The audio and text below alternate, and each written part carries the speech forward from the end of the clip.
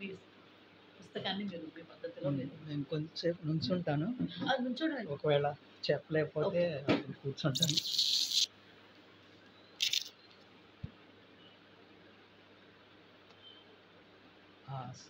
Spreading లైట్కి రావటం మొదటిసారి ఫిజికల్గా.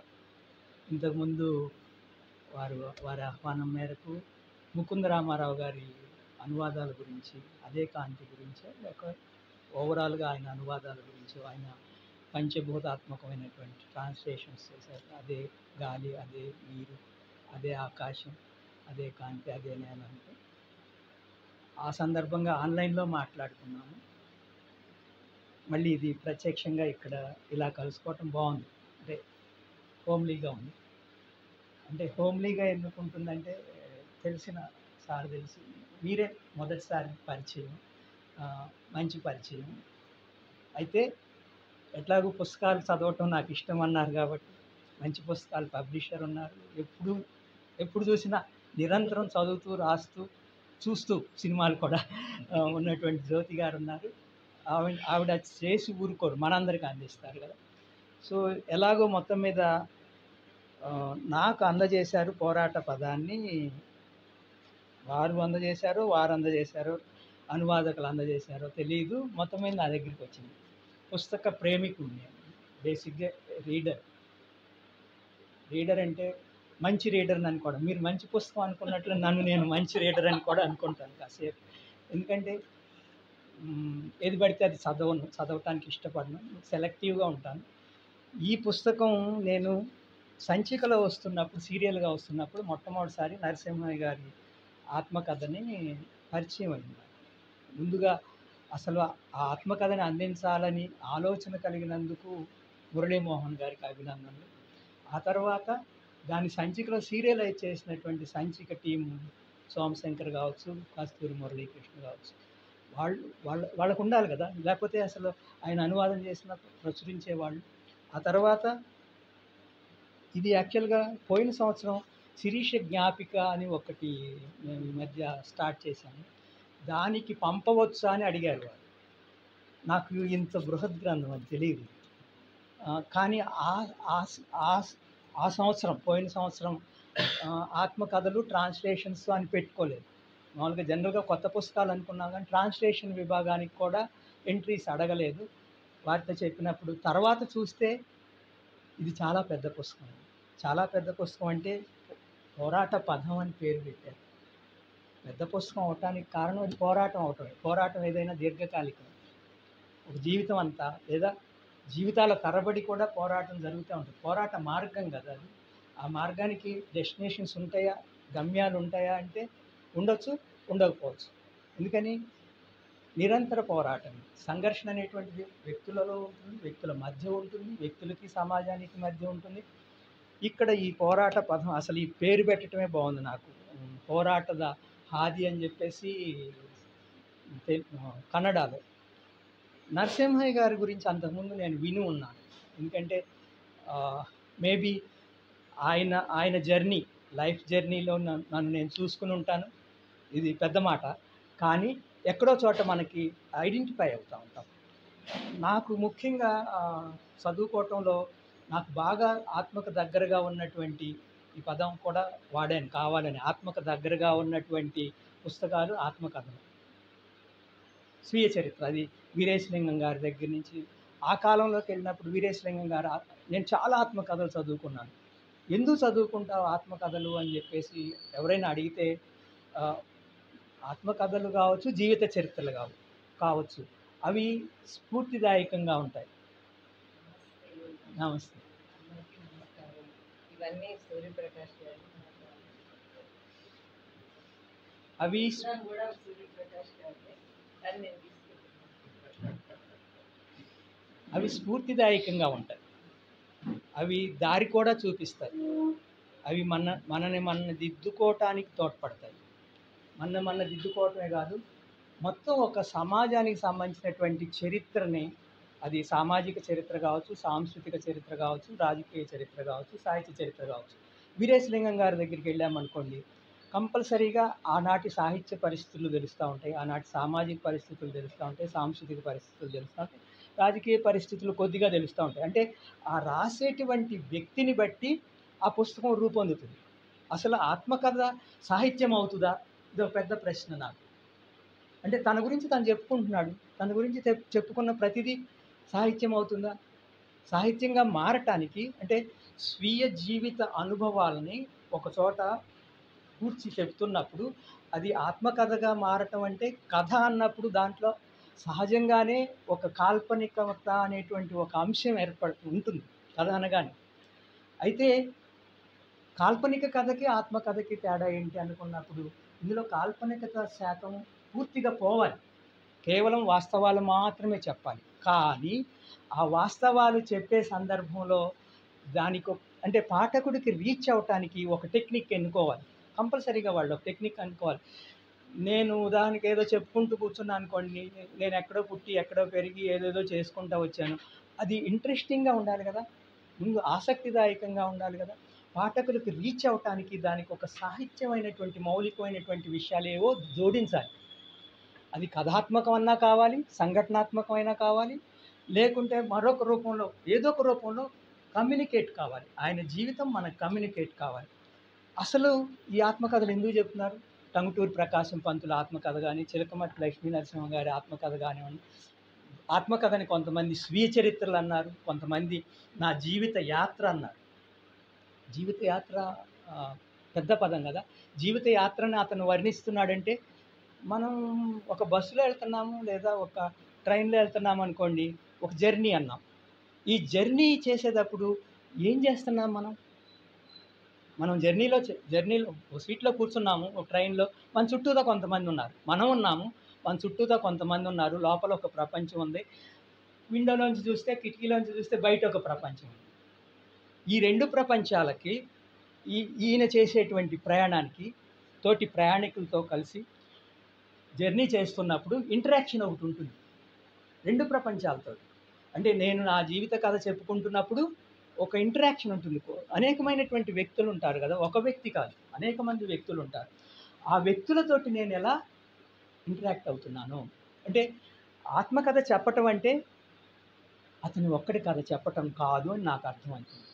అది గాంధీ ఆత్మకథ కావచ్చు, లేకపోతే తర్వాత కాలంలో వచ్చినటువంటి మరికొన్ని ఆత్మకథలు. నాకు బాగా నచ్చినటువంటి ఆత్మకథ మొదట వీరేశలింగం గారు చెప్తాను, ఆ తర్వాత శ్రీపాద సుబ్రహ్మణ్య శాస్త్రి గారి అనుభవాలు జ్ఞాపకాలు చెప్తాను.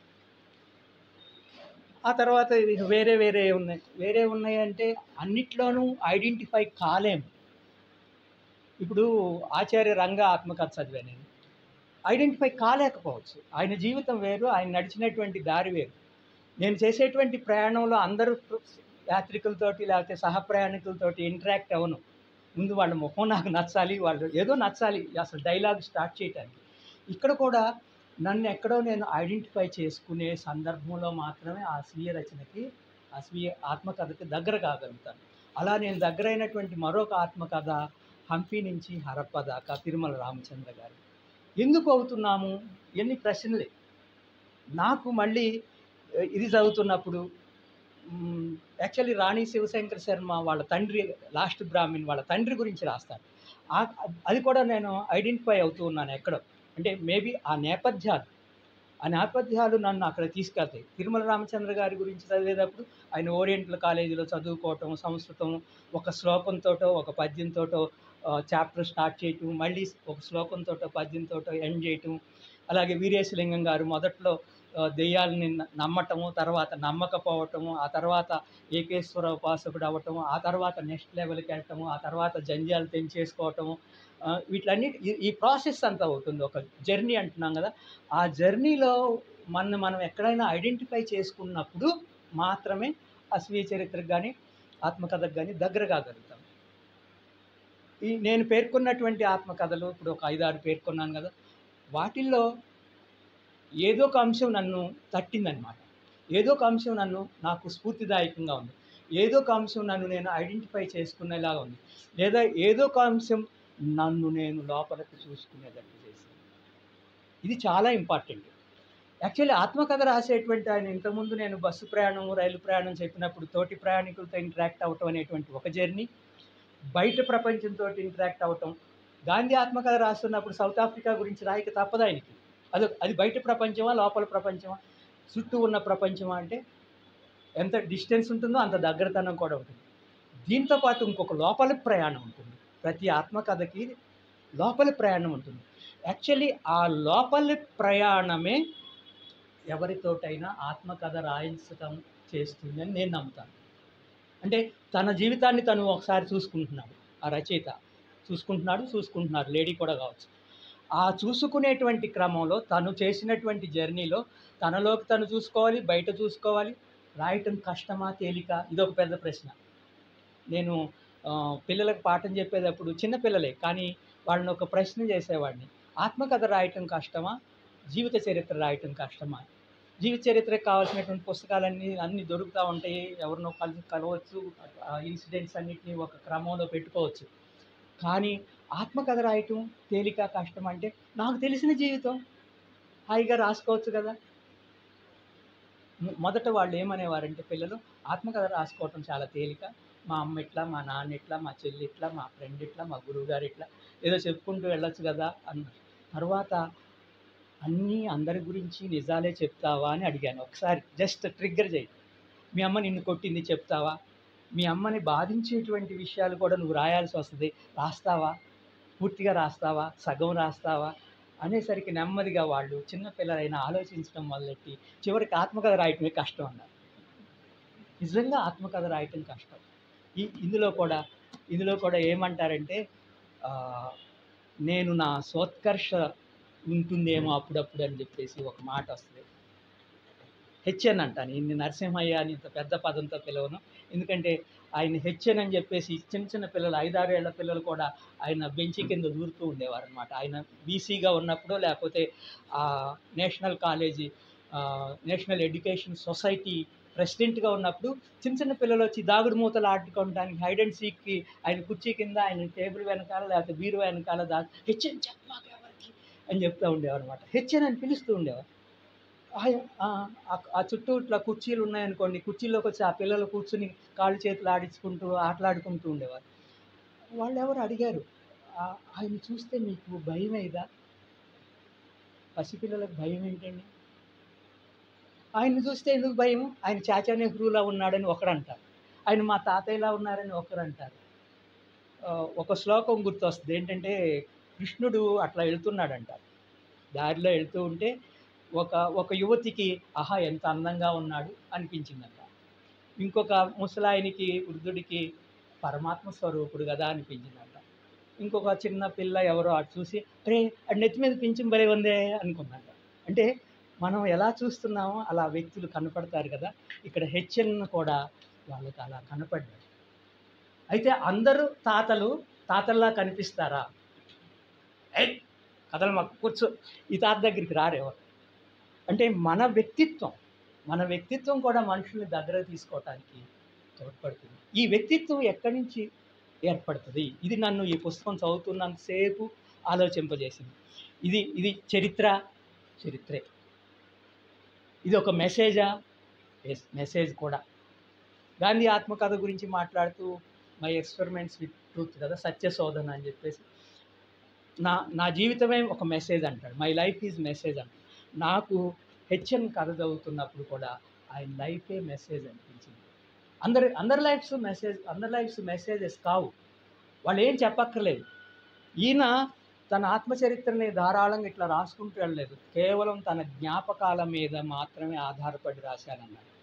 పైపెచ్చు దానికి పఠనీయత సాధించడానికి ఇంతకుముందు రీడబిలిటీ అనేదో ఒక పదం వాడాను కదా, ఆ పఠనీయతని సాధించడానికి ఎక్కడికక్కడ సబ్ హెడ్డింగ్స్ పెట్టుకుంటూ వెళ్ళాడు. ఆ సబ్ హెడ్డింగ్స్ పెట్టుకోవటం ద్వారా నేను ఈ పుస్తకం అంతా మొదటి పేజీ నుంచి 500 పేజీ వరకు వరుసగా చదవలేదు. నేను ఎక్కడ ఓపెన్ చేసినా చదువుకోగలిగినట్లుంది. అంటే అక్కడి నుంచి చదువుకోవచ్చు. ఆయన బీసీగా ఉన్నప్పుడు ఎట్లా చేశాడు, ఆయన విధాన పరిషత్ సభ్యుడిగా ఉన్నప్పుడు, దాన్ని ఏమంటాము, ఎమ్మెల్సీ లెజిస్లేటివ్ కౌన్సిల్ సభ్యుడిగా ఉన్నప్పుడు ఏం చేశాడు, ఇవన్నీ కూడా ఎక్కడి నుంచైనా చదువుకోవటానికి అనువుగా ఉంది ఈ పుస్తకం. ఈ అనువుగా ఉండటమే దానికి ఆత్మకథ అనేటువంటి ప్రక్రియలోకి ఇమర్చగలిగింది. అంటే దానికి సాహిత్య లక్షణం ఏర్పడింది. ఆ సాహిత్య లక్షణం ఏర్పడటానికి ఆయన కథ ఒక ఇన్సిడెంట్ చెప్తాడనమాట. ఆ ఇన్సిడెంట్ కథాత్మకంగా ఉంటుంది. ఏ ఇన్సిడెంట్కి ఆ ఇన్సిడెంట్ కథగా రూపొందటం వలన దీనికి సాహిత్య కథ అంటాం దాన్ని. అంటే ప్రతిదీ సాహిత్యం కాదు, దానికి సాహిత్యకతని ఆపాదించడానికి ఏవో దినుసులని ఇంతకుముందు ఒక పదం వాడుకున్నాం మీరు రాకముందు. ఆ దినుసులేవో ఈయన ఇందులో సమకూర్చాడు.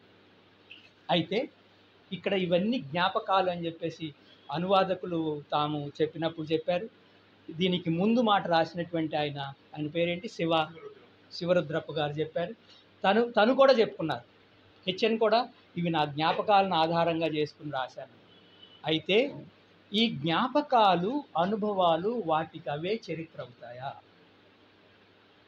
ఇది నాకు ఈ పుస్తకం అంతా చదువుతున్నంతసేపు కలిగినటువంటి ఆలోచన. నేను ఏం మాట్లాడాలనుకో కూడా ప్రిపేర్ అవ్వలేదు. ఇంకా స్టేషన్లో కూర్చుంటే నేనేదో రాసుకుంటూ ఉన్నాను మురళీమోహన్ గారు వచ్చేదాకా. అంటే నేను ఇంకా ప్రిపేర్ అవ్వాలి.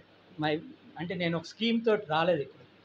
కానీ చదువుతూ ఉండగా లేదా ఒకానొక క్షణంలో నాకు ఏమనిపించిందంటే, జ్ఞాపకాలు, అనుభవాలు వాటికి అవే చరిత్రని వెల్లడిస్తాయా? ఎవరి జ్ఞాపకాలైనా ఒక వ్యక్తి జీవితం దానికి అదే చరిత్రను ఆవిష్కరించగలదా? ఒక వ్యక్తి జీవితం చరిత్రలో భాగం కాగలదా? అసలు చరిత్రలో భాగం అవ్వాలి కదా. నేను ఒక పురుగులాగా పుట్టి, ఒక పురుగులాగా పొద్దున పుట్టి సాయంత్రం, లేకపోతే సాయంత్రం పూట 5 గంటలకు వచ్చి ఒక 10 నిమిషాల్లో రెక్కలు ఊడిపోయిన ఉసుళ్ళులాగా తయారైతే చరిత్ర ఉంటుందా? ఏమో ఉందేమో, దానికి కూడా ఆ 10 నిమిషాల్లో కూడా ఏదన్నా చరిత్ర ఉందేమో తెలియదు. ముద్ర వేసిందా? చరిత్ర అంటే చరిత్రను ఎవరు నిర్మిస్తారు? వ్యక్తులు నిర్మిస్తారు. చరిత్ర వ్యక్తులను నిర్మిస్తుందా? వ్యక్తులు సమాజాన్ని నిర్మిస్తారా? లేకపోతే సమాజం వ్యక్తులను నిర్మిస్తుందా? నేను వ్యక్తిగా రూపొందటానికి సమాజం నాకేం దోహదం చేస్తుంది? లేదా ఈ సమాజాన్ని నిర్మించటానికో, సమాజం సరైనటువంటి దిశలో నడవటానికో, లేదా సమాజం నడుస్తున్నటువంటి నడకలో నేను కలవటానికో, సమాజాన్ని డైరెక్ట్ చేసేటువంటి శక్తియుక్తులు ఏవో నాకు లేకపోవచ్చు, కానీ అది నడుస్తున్న దాంట్లో భాగం కాగలగటం, ఇది చాలా ఇంపార్టెంట్. చరిత్రలో భాగం కాగలగటం, ఈ వర్తమానంలో భాగం కాగలగటం. మరి చరిత్ర చదువుకునేటప్పుడు ఈ గతాన్ని గతంగా స్వీకరిస్తామా, దాన్ని వర్తమానానికి అన్వయించుకుంటామా? ఇది అతని జీవితంగా చూస్తామా, మన జీవితానికి అన్వయించుకుంటామా? మన జీవితానికి అన్వయించుకుని గతం నుంచి వర్తమానానికి తీసుకొచ్చి ఇక్కడ ఆగిపోతామా? భవిష్యత్తు వైపు ఏమైనా చూడటానికి ఆ జీవితం కానీ, ఆ మెసేజ్ కానీ, ఆచరణ కానీ ఏమైనా ఉపయోగపడుతుందా? అలా చూసినప్పుడు హెచ్ఎన్ నాకు ఒక డిఫరెంట్ ప్లేన్, అంటే ఒక తలం అంటాం కదా, ఈ తలం నుంచి ఇంకో తలంలో కనిపించాడు. ఆ కనిపించిన వ్యక్తి అతనేదో హేతువాది కాబట్టి, లేకపోతే అతనేదో ఎడ్యుకేషనలిస్ట్ కాబట్టి, లేకపోతే అతను మరొకటో రాజకీయవేత్త కాబట్టో, విద్యావేత్త కాబట్టో కాదు. అతను ఒక మనిషిగా రూపొందాడు. ఈ మనిషిగా రూపొందినటువంటి హెచ్ఎన్ నాకు కళ్ళ ముందు సాక్షాత్కరిస్తున్నాడు చదవటం ద్వారా. అతను మనిషిగా రూపొందటానికి ఎవరెవరు ఎలా తోడ్పడ్డారు? అతను ఒక్కడే మనిషిగా రూపొందడు, ఇప్పుడే చెప్పుకున్నాం కదా. ఆ తోడ్పడిన వ్యక్తులందరూ నా కళ్ళ ముందు సాక్షాత్కరిస్తున్నారు. అతను మనిషిగా రూపొందటానికి కేవలం మిత్రులు, బంధువులేనా? లేదు, శత్రువులు కూడా మనకి మనిషిగా రూపొందటానికి తోడ్పడతారు. నేను ఎలా ఉండాలి, ఎలా ఉండకూడదు. ఒకనొక సందర్భంలో హెచ్ఎన్ చెప్తాడు, నేను అజాత శత్రువుని కాదు అంటాడు. తన మీద కూడా చాడీలు చెప్పిన వాళ్ళు, తన అభ్యున్నతికి కుళ్ళిపోయినటువంటి వాళ్ళు ఒక చోట ఎక్కడ అంటాడు, కొంతమంది ఉపాధ్యాయులకి ఈ కారణంగా అతన్ని ఎవరో గుర్తించి గౌరవిస్తే, కొంతమంది ఉపాధ్యాయులకి ఈ కారణంగా కడుపులో మంట పుట్టింది అంటాడు. అని ఊరుకోడు, ఆ మంట చాలా దశాబ్దాలు కొనసాగింది, చల్లారలేదంటాడు. వెంటనే మనకు ఒక చిన్న టుండి నవ్వు ఒకటి మన ముఖాల మీద కనపడింది కదా. అతను ఏం చేస్తున్నాడు? తన చుట్టూ ఉన్నటువంటి వ్యక్తులను అర్థం చేసుకుంటున్నాడు. తన చుట్టూ ఉన్న వాళ్ళు మిత్రులు, శత్రువులు కూడా అర్థం చేసుకోగలుగుతున్నాడు. శత్రువులను అర్థం చేసుకుంటే మన సరిదిద్దుకోవటానికి ఎక్కువ అవకాశాలు దొరుకుతాయి. ఈయన తను సరిదిద్దుకుంటూ ఉన్నాడు జీవితం పొడుగున. ఎక్కడి నుంచి నాకు ఈయన అమెరికా వెళ్ళి తన డాక్టరేట్ కోసం ఒకసారి అమెరికా వెళ్ళాడు, పిహెచ్డి చేయడానికి. ఆ తర్వాత విజిటింగ్ ప్రొఫెసర్గా కూడా ఒకసారి వెళ్ళాడు. పైపెచ్చు ఈయన శాకాహారి. గాంధీ మళ్ళీ ఆటోబయోగ్రఫీ గుర్తొస్తుంది. గాంధీ ఇంగ్లాండ్ వెళ్ళినప్పుడు బారిస్టర్ చదువుకోవటానికి ఓన్లీ ఓట్స్ తిని బతికానని చెప్పేసి రాసుకుంటాడు, ఏమి దొరక్క. ఈయనైతే ఉప్మా తిని బతికానంటాడు. ఉప్మా నా ప్రధాన ఆహారం. పొద్దుట ఉప్మా చేసుకునేవాడంట, తినేవాడంట, మధ్యాహ్నం కట్టుకునేవాడంట బాక్సులో, తినేవాడంట, రాత్రి తిరిగి వచ్చిన తర్వాత అదే ఉప్మా తిని పడుకునేవాడు. ఎలా తిన్నాడు ఉప్మా? మా పిల్లలు ఎవరు ఉప్మా అంటే అదేదో నిషిద్ధ పదార్థం అంటారు. ఆ ఉప్మాని ఎన్ని రకాలుగా వండుకోవచ్చో ఆయనకి చేత అయింది. ఉప్మా అనేటువంటిది బేస్ అంతే, ఆ రవ్వ అంతే బేస్. దానికి నువ్వు ఏమి యాడ్ చేస్తావు అనేటువంటిది ఇంపార్టెంట్. అందులో క్యారెట్లు యాడ్ చేసుకోవచ్చు, లేకపోతే టమాటాలు యాడ్ చేసుకోవచ్చు, మిగతా అన్ని కూరగాయలు యాడ్ చేసుకోవచ్చు. మన వ్యక్తిత్వం కూడా ఇలాంటిదే. మనం ఏం యాడ్ చేసుకుంటున్నాము అది దాన్ని బట్టి తినగలమా తినలేరా. మన వ్యక్తిత్వ నిర్మాణం కూడా ఉప్మా లాంటిదే. దాన్ని తిరస్కరించవచ్చు, స్వీకరించవచ్చు. తిరస్కరించేటువంటి వాళ్ళతో కూడా స్వీకరింపజేసేటువంటి దినుసులు ఏవో యాడ్ చేసామనుకోండి, దానికి ఉప్మా ఇస్ ద బెస్ట్. ఉప్మాని ఉప్పెట్టి అంటారు అక్కడ కన్నడలో. ఉప్పిండి, మనం ఉప్పిండి అనేవాళ్ళం ఒకప్పుడు. అది ఆయనకి ప్రధాన ఆహారం అయింది. ఇవన్నీ ఎందుకు చెప్తున్నానంటే, నేను ఎంత హాస్య చతురత ఉంటుందంటే రచన పొడుగుతా, ఎక్కడ ఏది చేసినా హాస్యం మాత్రం వదులుకోలేదు. ఆ హాస్యము ఆయన జీవితంలో ఉంది. ప్రతి సంఘటనలోనూ అది చొప్పించగలిగాడు. దాన్ని సీరియస్గా చెప్పుంటే మనకు మళ్ళీ రీడబిలిటీ అనేటువంటిది ఏర్పడి ఉండదు. అది ఏర్పడింది. సో అనుభవాలు, జ్ఞాపకాలు వాటికి అంతటికి అవే చరిత్ర అవుతాయని చెప్పి మనం అక్కడ ఆగాం కదా. మధ్యలో ఉప్మా దగ్గరికి వెళ్ళాం. ఉప్మా కూడా తినదగిందే అని నిర్ణయించుకున్నాం. ఎందుకు జ్ఞాపకాలు వాటంతటికి అవి చరిత్ర అవుతాయా కావా అంటే, అనుభవాలు, జ్ఞాపకాలు వాటంతటికి అవి ఏర్పడవు కాబట్టి. మనిషి ఎలా ఏర్పడడో అనుభవాలు కూడా అలా ఏర్పడవు. ఈ పుస్తకం ద్వారా, ఆయన జ్ఞాపకాల ద్వారా, ఆయన అనుభవాల ద్వారా అనుభవ సారం ఏదో ఉంటుంది. ఆ సారాన్ని మనం గ్రహించగలిగి ఉండాలి. ఆ సారం ఒకటే, పోరాటం. ఆయన దానికి పోరాట పదం అని పెట్టుకున్నాడు. ఆయన చిన్నప్పటి నుంచి ఆయన తల్లి కూలి చేసుకుని బతికింది. ఆయన తండ్రి చిన్నపాటి ఏదో 4 మొక్కలు పిల్లలకు పాఠాలు చెప్పుకుని బతికాడు. తండ్రి చనిపోయిన తర్వాత అక్కడ సంఘర్షణ మొదలైంది ఆయన జీవితంలో. కరెక్టే కదండి నేను చెప్పేది? ఆ సంఘర్షణ ఏంటి? అతని చదువు ఆగిపోవాల్సినటువంటి పరిస్థితి. ఆగిపోయింది కూడా. Lower 4th form, lower grade ఏదో చదివి అక్కడ తర్వాత మళ్ళీ వెళ్ళాడు, చదువుకోలేకపోయాడు. డబ్బులు లేవు, చదవటానికి డబ్బులు లేవు. ఈ సందర్భాల్లో నాకు చాలాసార్లు తిరుమల రామచంద్ర గారి జీవితం గుర్తొచ్చింది. ఇంకా ఇతరేతరమైనటువంటి అంటే ఒక స్ట్రగుల్ లైఫ్లో. ఆ తర్వాత వీరేశలింగం గారి జీవితం కూడా గుర్తొచ్చింది. ఆయనకి హనుమంతరావు నాయుడు అనేటువంటి ఒక ఆయన, వీరేశలింగమా చిలకమర్తి అనుకుంటా, హనుమంతరావు నాయుడు అనేటువంటి ఫిజికల్ డైరెక్టర్ ఆయన్ని రాజమండ్రికి తీసుకుపోతాడు వీరవాసరం నుంచి. ఇక్కడ ఈయన్ని కూడా ఆ హొసూరు నుంచి బెంగళూరుకి ప్రయాణం.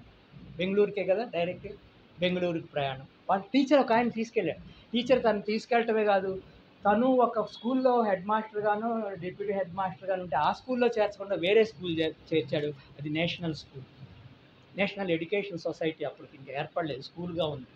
ఆ స్కూల్లో చేరిన తర్వాత అక్కడ చదువుకోవటానికి బీద విద్యార్థుల వసతి గృహం ఉంది, పూర్ బాయ్స్ హోమ్. అది తర్వాత ఆ పూర్ అనే పదాన్ని తొలగించి బాయ్స్ హోమ్ ఏదో చేశారు. ఆ వసతి గృహంలో అందరికీ ఫ్రీగా భోజనం పెట్టరు. ఈయనకి ఫ్రీగా భోజనం పెట్టరు. ఫ్రీగా భోజనం పెట్టడం అంటే ఒట్టినే పెట్టరు. వీళ్ళు కూడా దాతల దగ్గరికి వెళ్ళి సంచిలో బియ్యమో లేకపోతే పప్పులో ఉప్పులో సేకరించుకురావాలి. అంటే ఏం చేస్తున్నాడు ఆయన?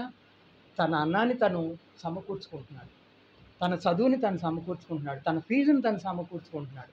ఫీజు కట్టాల్సి వస్తుంది ఒక్కోసారి ఎందుకు కట్టాల్సి వస్తుందంటే, హయ్యర్ క్లాస్కి వెళ్ళాలంటే గ్రేడ్స్ ఉంటాయి కదా, A+, B+60%. ఒకవేళ తక్కువ వచ్చింది అనుకోండి, ఫెయిల్ అయ్యాడు అనుకోండి, ప్రతి నిమిషం ఛాలెంజే, ప్రతి క్లాసు ఛాలెంజే. తర్వాత క్లాస్కి మంచి మార్కులతో వెళ్ళకపోతే ఉచిత భోజన సౌకర్యమో వసతి సౌకర్యమో కోల్పోతారు. ఇది ఒక స్ట్రగుల్. ఈ స్ట్రగుల్ నుంచి ఆయన బయటపడి SSLC పాస్ అయ్యి తర్వాత కాలేజీకి వెళ్ళిన తర్వాత ఒక పెద్ద third year honours BSc honours చదువుతున్నాడు. అక్కడ ఒక పెద్ద స్ట్రగుల్ వచ్చింది ఆయన. ఆ స్ట్రగుల్ ఏంటంటే quit India movement. Quit India మూమెంట్లోకి చేరాలా వద్దా?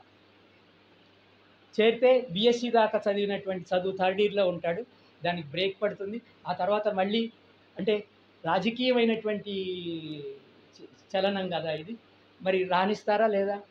కాలేజీకి రాణిస్తారా? జైలుకి వెళ్ళాల్సి వస్తుంది.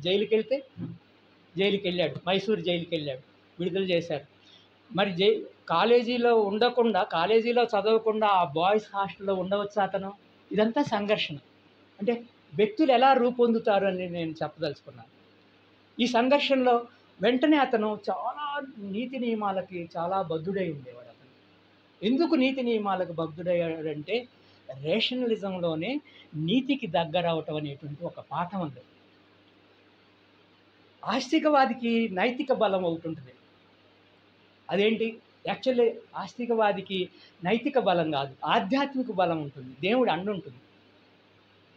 తప్పు చేసినా చేయకుండా ఉండటానికి దేవుడు అండుంటుంది. దేవుడు కాళ్ళు పోగొడతాడు అని ఒక భయం ఉంటుంది. ఇంకొక వెసులుబాటు కూడా ఉంటుంది. తప్పు చేస్తే కడుక్కోవటానికి కూడా దేవుడు ఉపయోగపడతాడు. కన్ఫెషన్ ఉంటుంది, గంగలో మునకేసి బయటికి రావచ్చు, మళ్ళీ ఫ్రెష్గా పాపాలు చేసుకోవచ్చు. కానీ హేతువాదికి ఈ బలం లేదు, దైవ బలం లేదు, ఆధ్యాత్మిక బలం లేదు. పోనీ సంపద ఉందా? సంపద బలం లేదు. చదువు మధ్యలో ఆగిపోతుంది. ఇలాంటి సందర్భంలో ఆయనకి ఒక నైతిక బలం, నీతికి హేతువుకి రిలేషన్ త్రూ అవుట్ చూడండి. మీకు హేతువాద సంఘాలకు సంబంధించినటువంటి మేనిఫెస్టోస్ తీసుకుంటే హేతువాదం అంటే నీతి, జ్ఞానము, హేతువు ఈ మూడు కలిసింది. జ్ఞానం సంపాదించడానికి హేతువు ఉపయోగపడుతుంది. హేతువు నుంచి ఆ నైతిక జీవనం ఏర్పడుతుంది. చిన్న విషయమే. ఆ హాస్టల్లో ఉంటూ కూడా ఆయన క్విట్ ఇండియా మూమెంట్లో పార్టిసిపేట్ చేయొచ్చు, కానీ హాస్టల్లో ఉండకూడదు. ఎందుకని? తను ఆ కాలేజీలో చదవట్లేదు కాబట్టి. మూమెంట్లోకి వెళ్ళాడు, తర్వాత బయటకు వచ్చాడు, మళ్ళీ చదువు డిస్టర్బ్ అయిపోయిన తర్వాత మళ్ళీ వెళ్ళాడు.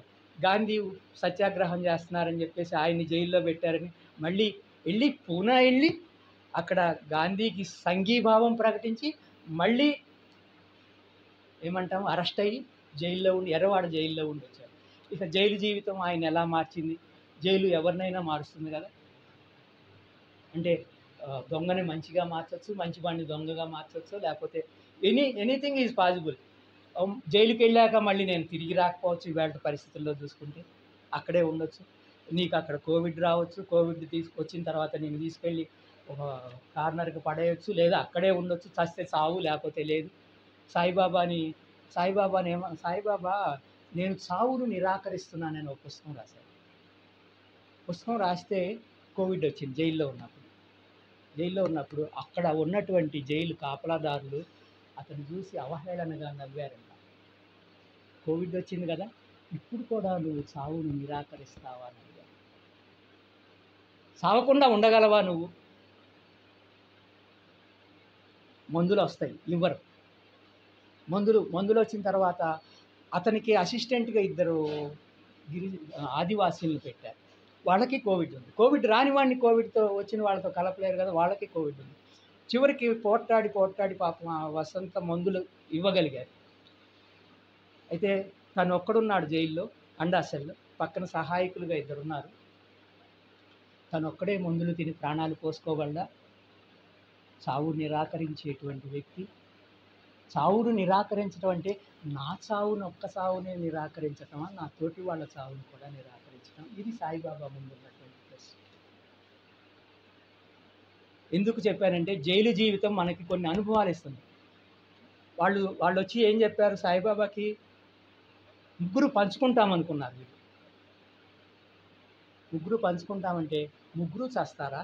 ఒకళ్ళు ఎవరో బతకండి అని చెప్పేసి వాళ్ళు నీతి బోధిస్తే, జైలర్ నీతి వేరు, ప్రిజనర్ నీతి వేరు. జైలరు ప్రిజనరు వేరు అనుకుంటున్నాం మనం. కాబట్టి వాళ్ళకు ఒక నీతి ఉంటుంది, వీళ్ళకి. నేను కొంచెం పక్కకి వెళ్ళాను, కానీ తప్పదు నాకు. ఎందుకంటే హెచ్ఎన్ గురించి చదువుతుంటే వర్తమానంలోకి రాక తప్పదు. ఎందుకు రాక తప్పదు? అతని నైతిక జీవితం. చిన్నప్పుడు విషయాలు చెప్తూ మా ఊళ్ళో పలానా పండగ చేసుకునేవాళ్ళం, కాముని పున్నమికి ఇలా చేసేవాళ్ళం, లేకపోతే రామభజన చేసేవాళ్ళం, బాబయ్య పండగ చేసేవాళ్ళం అంటాడు ఒక చోట. ఎవరి బాబయ్య? బాబయ్య అంటే ఒక ముస్లిం దర్గా లాంటిది అన్నమాట.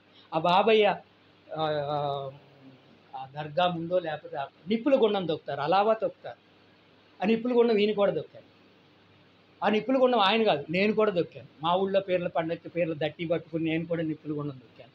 అంటే ఎందుకు నచ్చుతుంది అని చెప్పేసి మనం ఎక్కడ ఐడెంటిఫై అవుతూ ఉంటాం కదా, అక్కడ ఒక మాట అంటాడు అతను.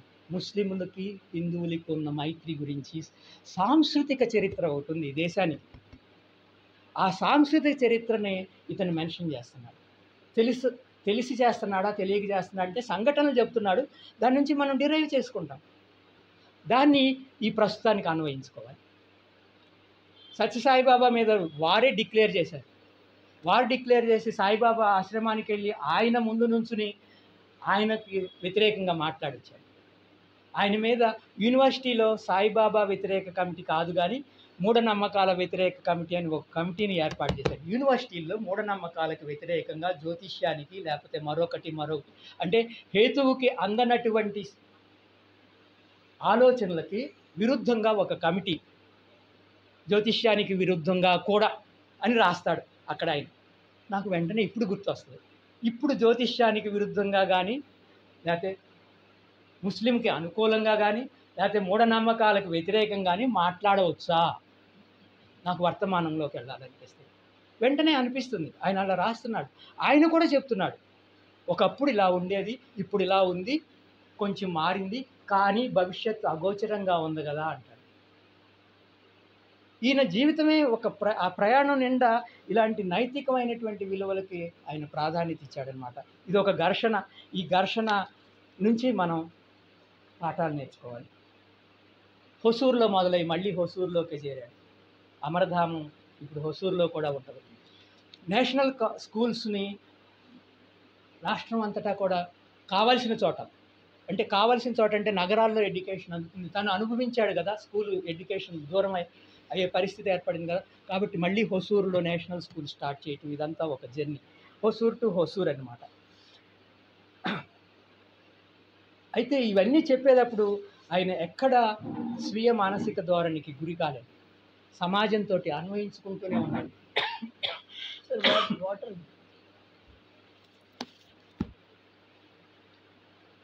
నేను ఎప్పుడు ఆపాలో చెప్పను. పూర్తి చేయండి. అంతేనా? ఇవాళ స్పెల్లింగ్ లైట్ డిఫరెంట్. కూర్చొని మాట్లాడచ్చు కదా. అదే కూర్చొని ఆయనే నిల్చున్నారండి. నాకు ఇలా కరెక్టే కానీ ఆయన బాగోలేదు. ముకుందరామారావు గారు, మీ ఉపన్యాసం చేసినప్పుడు నేను ఇంట్లో కూడా నుంచునే మీతో ఇంటర్వ్యూ చేశాను. నేను ఇంట్లో ఎమోషన్ ఉంటుంది. ఆ ఎమోషన్ లో నిలబడి మీకు ఇబ్బందిగా అనిపించినప్పుడు కూర్చోండి. అట్లాగే మీకు ఎలా వీలుగా ఉంటే అలా చేయండి. మేమంతా నిలబడతాం. ఏం చేశాడు ఆయన? బీఎస్సీలో బ్రేక్ వచ్చింది కదా, మళ్ళీ జైలు నుంచి తిరిగి వచ్చాడు. మళ్ళీ వాళ్ళు ఒప్పుకున్నారు చేరటానికి. కానీ ఆ హోమ్ నుంచి బయటకు వచ్చాడు కదా, ఎక్కడ ఉండాలి ఇప్పుడు? అప్పుడు రామకృష్ణ ఆశ్రమం నుంచి పిలుపు వచ్చింది, ఆయనకే పిలుపు వచ్చింది. వాళ్ళు పిలిచారు, నువ్వు వచ్చి మా ఆశ్రమంలో ఉండొచ్చింది, రామకృష్ణ మిషన్. ఇప్పుడు ఇదొక పెద్ద సందర్భం. ఆయనేమో పూర్తి హేతువాది. ఇటు రామకృష్ణ ఆశ్రమం సేవా కార్యక్రమాల్లో ఉంటుంది ఆశ్రమం, కానీ ఒక ఆధ్యాత్మిక దృష్టి ఉంటుంది. ఏమంటాము, వాళ్ళ చైర్మన్ ప్రెసిడెంట్ ఆ ఆశ్రమం నడిపేవాళ్ళు త్యాగీశానంద ఆయన పేరు. ఇంకొక ఆయన పేరు రుతాత్మానంద, సెకండ్ చీఫ్ అనమాట. పెద్ద స్వామి, చిన్న స్వామి అంటే. ఈ స్వామికి ఈయనకి ఎప్పుడు గొడవే. ఆయన చెప్పేవి ఈయన విభేదిస్తూ ఉంటాడు. ఆయన ఆశ్రమం రూల్స్ కొన్ని ఉంటాయి, ఆ రూల్స్ని కూడా వీళ్ళు బ్రేక్ చేస్తూ ఉంటారు. బ్రేక్ చేయాలని కాదు, ఈయన తత్వం అంతా, నా చిన్నప్పటి నుంచి నా తత్వం ఏంటంటే ఇది మొండితనము, పట్టుదల, స్వాభిమానం. ఆయన చెప్పుకుంటూ ఉంటాడు, ఎక్కడికక్కడ చెప్పుకుంటూ ఉంటాడు. ఈ సందర్భంలో కాంప్రమైజ్ అయ్యేవాడు, ఎక్కడ కాంప్రమైజ్ కాలేదు. అది నేషనల్ తర్వాత కాలేజీ నుంచి బయటకు వచ్చిన తర్వాత ఎంఎస్సీ చేశాడు. ఎంఎస్సీ చేసిన తర్వాత మళ్ళీ నేషనల్ కాలేజీలోనే తను ఎక్కడ చదువుకున్నాడో అక్కడే అధ్యాపకుడు అవటం. అధ్యాపకుడు అయిన తర్వాత 1947. ఓకే, స్వాతంత్రం వచ్చింది, పండగ చేసుకుందామా చెప్పండి. పండగ చేసుకున్నాడు ఆయన. అక్కడ ఒక మాట అంటాడు, స్వాతంత్రం వచ్చిన తర్వాత ఎలా ఉంది దేశం అని చెప్పేసి. ఆయన భవిష్యత్తులోకి చూస్తున్నాడు, ఎంత మారిపోయింది దేశం గురించి, దేశంలో స్వేచ్ఛ గురించి, రాజకీయాల్లో నైతిక విలువల గురించి, వైయక్తిక ప్రయోజనాల, దేశ ప్రయోజనాల, వీటి గురించి ఆయన ఎక్కువ ఆలోచిస్తూ ఉన్నాడు. ఇక్కడ ఒక సంఘర్షణ ఏంటి, మనకి నిజాం స్టేట్ ఎలా అయితే ఇండియన్ యూనియన్లో చేరలేదో, అక్కడ మైసూర్ సంస్థానం కూడా ఇండియన్ యూనియన్లో, చాలా సంస్థానాలు ఇండియన్ యూనియన్లో చేరటానికి ఒప్పుకోలేదు. మీకు తెలిసినటువంటి చరిత్ర అది. అంటే ఇదంతా రాజకీయ చరిత్ర, సామాజిక చరిత్ర కూడా. ఇక్కడ మైసూర్ సంస్థానం కూడా చేరలేదు. నేను ఒక కాలేజీలో పనిచేసి వచ్చాను కర్ణాటకలో. అది సండూర్ అనేటువంటి చిన్న జాగీర్దార్ అనమాట. అక్కడ ఆగస్టు 15కి జెండా ఎగరేసేవాళ్ళు కాదు. మాకు జనరల్గా ఏంటంటే కాలేజెస్లో జెండా వందనాలు ఎప్పుడు సెలవు ఇచ్చేవారు, బాగుంది ఇదేదో అనుకున్నాను తప్పితే ఎందుకు ఈయన ఆగస్టు 15కి మా స్కూల్లో, మా కాలేజీలో జెండా ఎగరేయటం లేదంటే వాళ్ళకి అసలు ఇండియన్ యూనియన్లో చేరటం ఇష్టం లేదు అని బలవంతంగా చేర్చారు. ఇక్కడ కూడా మైసూరు సంస్థానాన్ని కూడా బలవంతంగా, చాలా స్టేట్స్ బలవంతంగా చేరినవి, ఐచ్ఛికంగా చేరినవి తక్కువ. బాగా రెసిస్ట్ చేసింది ఏంటంటే మన హైదరాబాద్ సంస్థానమే. చానాళ్ళు, దాదాపు సంవత్సరం పైన. కాశ్మీర్ కూడా అంటే ఆగస్టు 47 నుంచి 48 సెప్టెంబర్ దాకా రెసిస్ట్ చేస్తూనే ఉన్నారు వీళ్ళు ఏదో ఒక రూపంలో. తర్వాత వాళ్ళకి రాజభరణాలు రావటం, ఇదంతా ఈ హిస్టరీ అంతా అక్కడ ఉంది. ఇప్పుడు బాధ్యతాయుత ప్రభుత్వం అని చెప్పేసి ఆ రోజుల్లో అన్నారు. ఆ బాధ్యతాయుత ప్రభుత్వం ఏర్పడటానికి మైసూర్ చేలో అన్నారు. యాక్చువల్లీ అప్పుడే ఒక సంవత్సరంన్నర అయింది ఆయన ఉద్యోగంలో చేరి. అంటే ఈ జర్నీ అంతా అయిపోయింది, పేదరికపు జర్నీ అంతా అయిపోయింది. ఇప్పుడే కొంచెం ఆదాయపు వనరులు ఏవో లభిస్తూ ఉన్నాయి, జీవితం ఒక దారిలో వెళ్తుంది. ఇప్పుడు మైసూర్ సంస్థానానికి వ్యతిరేకంగా ఇండియన్ యూనియన్లో విలీనం చేయటానికి చేరాలా లేదా, ఇది ఒక మూమెంట్. ఉద్యోగం చేస్తూ చేరొచ్చా, అప్పుడు చదువుకుంటూ చేరొచ్చా లేదా అనే ఎట్లా డైలమా వచ్చిందో, ఉద్యోగం చేస్తూ చేరొచ్చా లేదా. ఉద్యోగం వదిలేశాడు, రాజీనామా చేశాడు. ఎందుకు చెప్తున్నానంటే వ్యక్తిత్వాలు ఎలా రూపొందుతాయి, మనుషుల నైతికత ఎలా రూపొందుతుంది, దీని అంతటికీ అంటే ఆయన సంఘటనలే చెప్తున్నాడు. కానీ ఆ సంఘటన నుంచి ఆయన్ని ఎలా చూడాలి, ఆయన చుట్టూ ఉన్నటువంటి వాతావరణాన్ని ఎలా చూడాలి, చుట్టూ ఉన్నటువంటి వాతావరణాన్ని విడదీసి చూడలేం కదా మనం. ఈ సంఘటనలే చుట్టూ ఉన్న వాతావరణం నుంచి ఏర్పడతాయి. ఘర్షణే చుట్టూ ఉన్నటువంటి పరిస్థితులను బట్టి ఏర్పడుతుంది. రిజైన్ చేసి ఇంక్విలాబ్ అని ఒక పత్రిక, అప్పుడు జైలు జీవితం, ఇప్పుడు అజ్ఞాత జీవితం, అజ్ఞాత పత్రిక నడిపాడు. ఆ పత్రికని నెత్తి మీద పెట్టుకుని ఆ పత్రిక మిషన్ని, అంటే పోలీసులకు తెలిసిపోతుంది కదా అని చెప్పేసి ఒక చోట నుంచి ఒక చోటకి ఇల్లు 7 చోట్లకు మారుస్తుంటారు చూడండి, అట్లా మార్చుకుంటూ పత్రికను ప్రకటించాడు. అసలు పోలీసులకు తర్వాత పత్రిక ఫలానా చోట ప్రకటించారని చెప్తే వాళ్ళ కళ్ళ ముందే ప్రకటిస్తున్నారు. ఇక్కడ వాళ్ళు కూర్చుంటారు, ఆ ఇంటి ఎదురుగా ఈ పత్రిక తయారయ్యేదన్నమాట. ఇదంతా ఒకటి.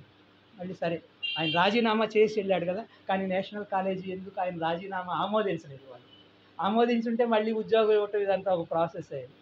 మళ్ళీ చేరాడు, రాజీనామా ఇచ్చినా ఆమోదించలేదు కాబట్టి. సో ఇదొక జర్నీ. అయితే ఇక్కడ ఒక మాట అంటాడు స్వాతంత్రం వచ్చిన తర్వాత, ఆర్థిక సామాజిక సమస్యలు తక్కువై స్వాభిమానంతో సుసంబద్ధమైన విద్యా విధానంతో మన సంస్కృతిని పోషించుకొని వచ్చే దేశం అవుతుందని భావించాము. స్వాతంత్రం వచ్చాక ఇలా ఉంటుంది అనుకున్నారంట పాపం. మనం కూడా అనుకున్నాం కదా, మనందరం కూడా అనుకున్నాం కదా ఏదో అవుతుందని చెప్పేసి. ఏదో అవుతుందని చాలా సందర్భాల్లో అనుకుంటాం. బ్రిటిష్ వాడు పోతే కన్యాశుల్కంలో ఆయన ఏమంటాడు, మా ఊరు కానిస్టేబుల్ మారుతాడా అని అడుగుతాడు. మారుతాడా? తెలంగాణ వస్తే ఎన్కౌంటర్స్ ఆగిపోతాయని వాళ్ళే ప్రకటనలు ఇచ్చేవారు, తెలియదు. ఆగినాయా? ఓకే, 10 సంవత్సరాలు కేసీఆర్ పాలన పోయాక మేము వస్తాము, ఇక్కడ ప్రజాస్వామ్యాన్ని స్థాపిస్తాము, 5 గ్యారంటీలు 6 గ్యారంటీలు కాదు 7వ గ్యారంటీగా ప్రజా హక్కుల గురించి మేము కేర్ తీసుకుంటామని అందరి ముందు ప్రామిస్ చేసి నిన్న 6 చంపేశాడు కదా. ఆగినాయా ఎన్కౌంటర్? ఓకే, కారణం చెప్పొచ్చు. సంఘ విద్రోహక శక్తులు ఛత్తీస్గఢ్ నుంచి మనలో వచ్చి ఇక్కడికి వచ్చేసి ఇక్కడంతా డిస్టర్బ్ చేయటానికి ప్రయత్నిస్తున్నారు. ఓకే, ప్రయత్నిస్తున్నారు. దానికి ఏదో మెదడు ఉండాలి కదా, చంపేయటం ఓకే కాదు కదా. ఓకే, మళ్ళీ నేను బయటికి వెళ్ళి లోపలికి వస్తాను. అయితే కళలు కల్పనలు ఎక్కువగా మట్టి పాలయ్యాయి అన్నాడు ఆయన. అంటే స్వాతంత్రం వచ్చాక కళలు కల్పనలు మట్టి పాలయ్యాయి అన్నాడు. నాకు శారద రాసినటువంటి కథ ఒకటి గుర్తొస్తాను. శారద నటరాజన్ అని చెప్పేసి, స్వాతంత్ర స్వరూపం అని చెప్పేసి. స్వాతంత్రం వచ్చింది మీకు తెలుసా కదా, చదివారు కదా. స్వాతంత్రం వచ్చాక స్వాతంత్ర దేవతనే ఒక శిల్పం తయారు చేద్దాం అనుకున్నారంట. ఎలా ఉండాలి ఆ శిల్పం? ఒక వీరుడిలాగా ఉండాలి, స్వాతంత్రోద్యమ యోధుడిలాగా ఉండాలి అని ఒకళ్ళు. దానికి రకరకాలు, ఒకళ్ళు అంటారు లేదు పారిశ్రామిక అభివృద్ధిని సూచించే విధంగా ఒక పారిశ్రామిక శక్తి రూపంలో ఉండాలి, ఒక దేశభక్తుడిలా ఉండాలని ఒకడు అంటారు. ఒక రకరకాల రూపాల్లో తయారైపోయి చివరికి అన్ని పాపం ఆ శిల్పి ఏం చేస్తాడు, మారుస్తూ వచ్చాడు. చివరికి ఇలా ఓపెన్ చేస్తే ఒక భయంకరమైనటువంటి మానిస్టర్ తయారు. చిన్న కథే, చాలా చిన్న కథ. స్వాతంత్ర స్వరూపం 1948లోనో 7లోనో రాశాడు ఆయన, 47 ఎండింగ్లో. వాళ్ళు కదా క్రాంతదర్శి అంటే, కవులు రచయితలు ఎంతసేపు క్రాంతదర్శి క్రాంతదర్శి అని ఊరినే అంటూ ఉంటాం. అదేదో నవ్వే సమీక్ష పూర్తి అవ్వాలి కాబట్టి కాదు, నిజంగా వాళ్ళు. ఇక్కడ ఈయనకి కళలు ఉన్నాయి, నాకు కళలు ఉన్నాయి, నాకు కల్పనలు ఉన్నాయి, నాకు ఆలోచనలు ఉన్నాయి, నాకు భవిష్యత్తు పట్ల ఏదో దృష్టి ఉంది, నాకు ఏదో దృక్పథం ఉంది. కానీ అది నెరవేరుతుందా? నెరవేరలేదంటాడు. అని ఊరుకోలేదు. అడుగు నుండి పై వరకు భ్రష్టాచారం సమాజంలో వ్యాపించింది. వెంటనే అంటే శారద నటరాజన్కి ఎలా కనపడిందో హెచ్ఎన్ కూడా అలాగే కనపడుతుంది సమాజం.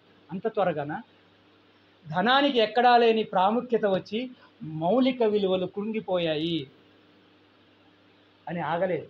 అంటే నేను స్వాతంత్రోద్యమంలో పార్టిసిపేట్ చేయలేదు కాబట్టి నాకు దాని విలువ తెలియదు కాబట్టి నేను పాడైపోయి ఉండొచ్చు. కానీ ఒక మాట అన్నాడు ఇక్కడ, ఈ జాడ్యం స్వాతంత్ర సమరయోధుల్లోనూ దేశాభిమానుల్లోనూ చొచ్చుకుపోయింది. గాంధీ ఏమన్నాడు? స్వాతంత్రం వచ్చాక కాంగ్రెస్ పార్టీని రద్దు చేయమన్నాడు కదా, రద్దు అయిందా? ఎందుకు రద్దు చేయమన్నాడు? అది బిగ్ డిబేట్. సరే, ఎవరు తర్వాత పాలించింది? మనవాళ్లే కదా. తెల్లవాడు పోయి నల్లవాడు వచ్చారు. అప్పుడు మా కొద్దీ తెల్లదొరతనం అని పాడుకున్నాము. ఆ తర్వాత మా కొద్దీ నల్లదొరతనం అని కుసుమధర్మని మళ్ళీ పాట కట్టారు. దొరతనం మారలేదు, తెల్లదొరలు పోయి నల్లదొరలు వచ్చారు. ఇది ఒక అర్బన్ నక్సలైట్ అంటున్న మాట కాదు, హెచ్ఎన్ అంటున్న మాట. హెచ్ఎన్ ఎప్పుడన్నాడు? 47 స్వాతంత్రం రాగానే అన్నాడు. అప్పుడు ఒక ఆయన ఎవరో స్వాతంత్ర యోధుల పెన్షన్, జైలుకి వెళ్తే స్వాతంత్రోద్యమకారుల పెన్షన్ వస్తుంది కదా, పింఛన్ తీసుకోవా? మెడలో ఒక ఏదో రాగి పథకమో లేకపోతే ఏదో ఇచ్చి ఒక నెత్తి మీద ఒక కిరీటం పెట్టి వాళ్ళకి భూములు ఇచ్చో లేకపోతే పెన్షన్ ఇచ్చే తీసుకోవా అంటే నేను ఎందుకు తీసుకోవాలన్నాను.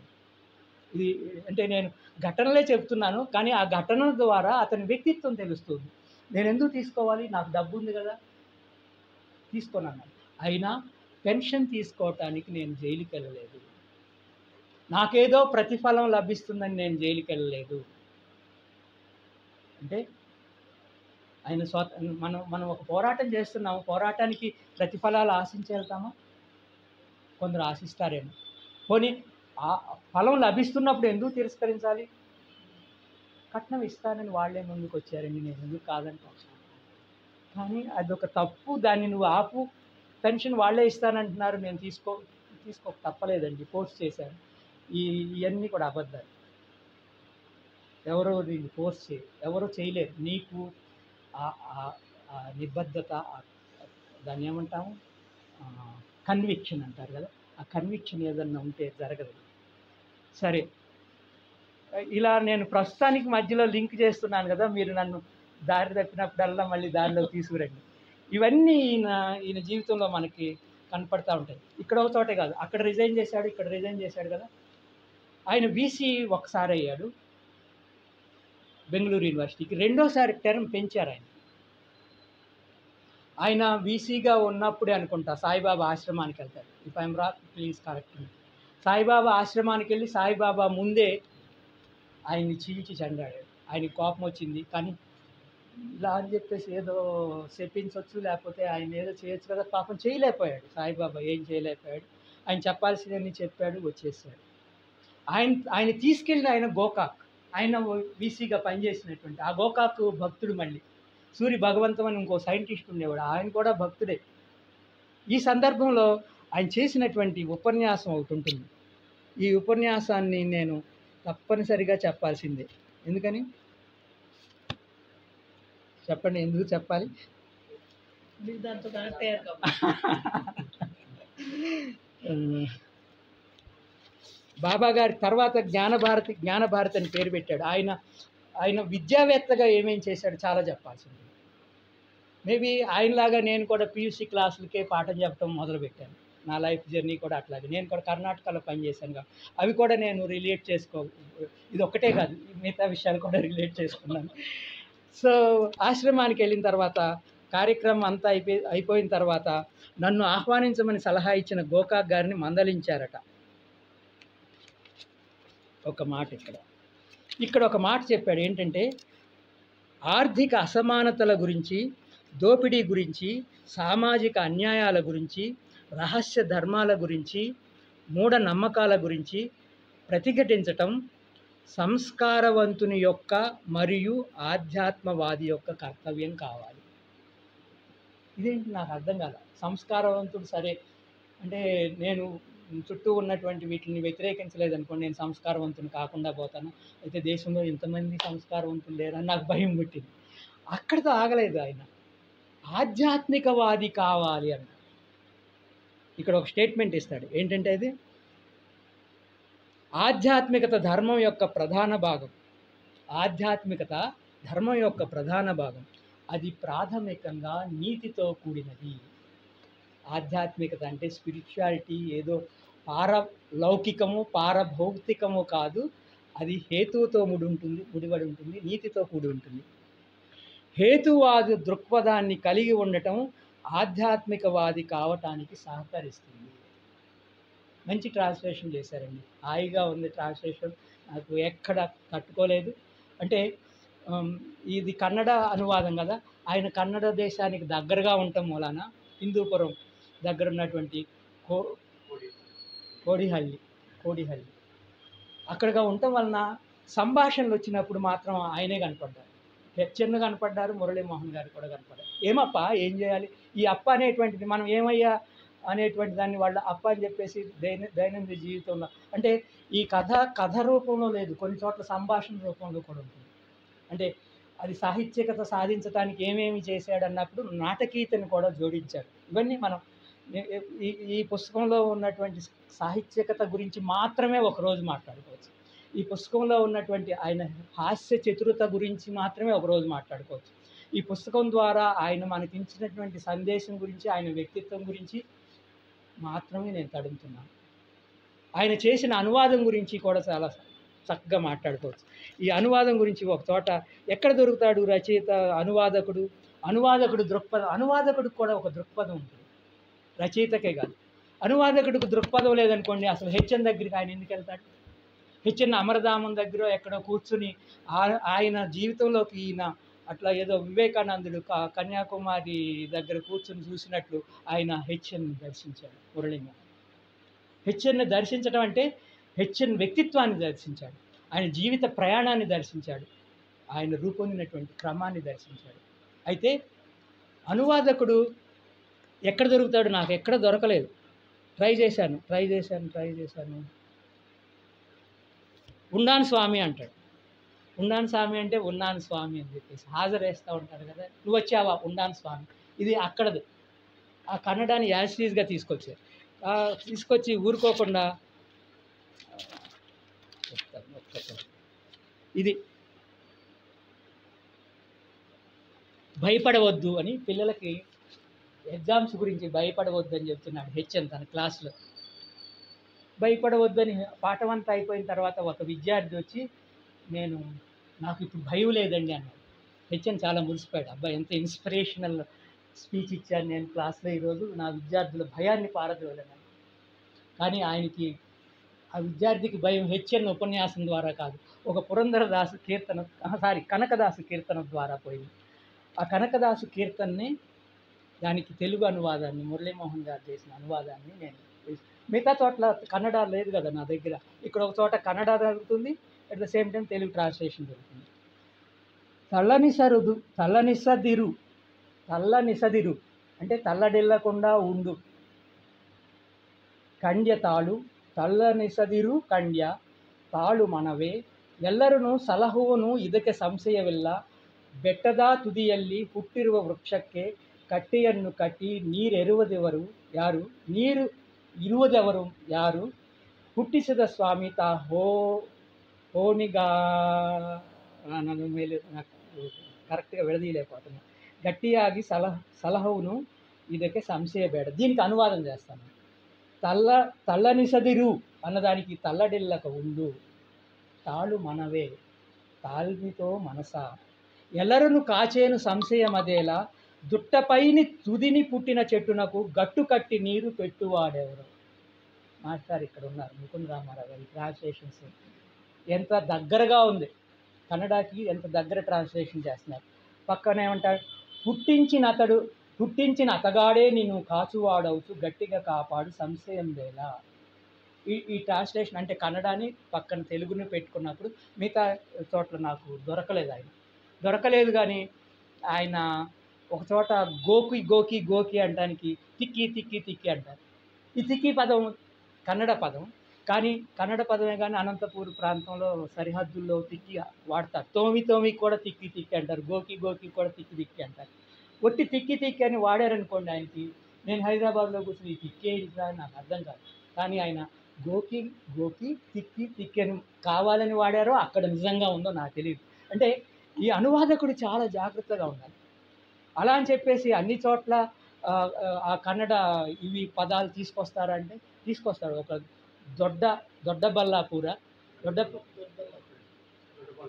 దొడ్డబల్లాపూర్ గురించి చెప్తూ కింద ప్రాస కోసం అదొక దొడ్డ కథ అన్నట్లుగా మాట్లాడతారు. దొడ్డ అంటే పెద్ద, యాక్చువల్లీ మనకు తెలియదు ఆ విషయం. కానీ ఆ సందర్భంలో ఆ అనువాదంలో మనం ఆ పదాలని గ్రహించగలుగుతాం. మళ్ళీ నేను పక్కకి వెళ్ళానా ఇందులో ఉన్నానో తెలియదు, ఇందులోనే ఉన్నాను. ఈ కథనం, ఆ కథనానికి ఆయన ఎందుకు దగ్గరయ్యాడు, అనువాదకుడికి దృక్పథం ఉంటుందని అంటే హెచ్ఎన్ దృక్పథానికి ఆయన ఏదో ఒక మేరకు దగ్గరయ్యాడు. కాబట్టి మరి హెచ్ఎన్ పూర్తిగా హేతువాది. ఇప్పుడే చూసాం కదా ఆయన ఎట్లా చేస్తున్నాడు. బాబా మహిమలకు వ్యతిరేకంగా కమిటీ ఏర్పాటు చేశాడు యూనివర్సిటీలో. జ్యోతిష్యం గురించి కూడా చెప్పాను. ఇప్పుడు జ్యోతిష్యం ఒక శాస్త్రం అయిపోయింది. యూనివర్సిటీలో జ్యోతిష్యం ఒక శాస్త్రంగా ప్రవేశించింది. ఆ జ్యోతిష్యాలకు వ్యతిరేకంగా ఆయన యూనివర్సిటీలో కమిటీ ఏర్పాటు చేస్తున్నారు. ఆ కమిటీ ఊళ్ళల్లోకి వెళ్ళి బాణామతి గురించి లేకపోతే మరొకటి గురించి మహిమల గురించి అక్కడికి వెళ్ళిపోయేది, పర్సనల్గా వెళ్ళిపోయేవారు. కమిటీ వ్యక్తులు వెళ్ళిపోయి వాటిలో ఉన్నటువంటి అసలైనటువంటి నిజాలని రట్టు చేసి ప్రజల్ని చైతన్యపరచడం అన్నమాట వాళ్ళ పని. ఎందుకు చెప్పాను ఈ విషయం? హెచ్ఎన్ గారు దాన్ని స్వాతంత్రం తర్వాత ఉపన్యాసం చెప్తూ ఉపన్యాసం చదవటానికి పేజీ తెచ్చారు, మర్చిపెట్టింది. అప్పుడు దీని దగ్గరకు వచ్చారు మళ్ళీ, అంటే ఆ ట్రాన్స్లేషన్ మీద దృష్టి పడి ఇలా వెనక్కి పైన మర్చారు, ఇలా వెనక్కి ఇలా మర్చింది. అదే